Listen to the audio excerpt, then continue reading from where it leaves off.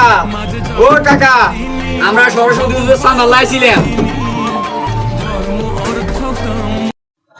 তো বাবা, তোমরা কোন গ্রামের আইছো? তোমার গ্রামের নাম কি? টাঙ্গ গ্রামের নাম হইলো হারামিয়া যদি মাস্টারের বাড়ি। আমরা সরস্বতী পুজোর চাঁদা লাইছিলাম। তো যদি পারেন আমরা সরস্বতী পুজোতে কিছু সহযোগিতা করেন। তো বাবা, সরস্বতী বানান করছো দেখি। সরস্বতী বানান করতাম। সরস্বতী দন্তাস র ফ্যাক্টরের মধ্যে নিষেধের কি কেন সরস্বতী।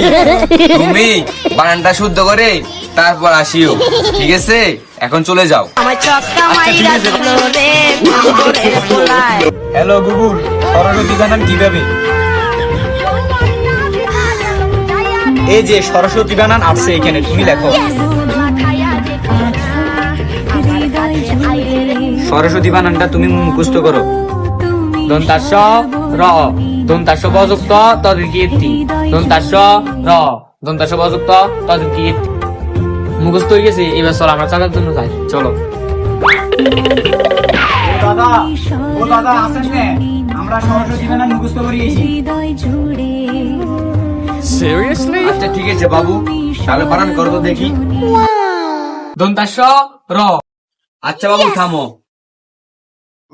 ইংরেজিতে সরস্বতী বানান করো। বুঝি নাই আমি যৌবনের কি জ্বালা হাউস কইরা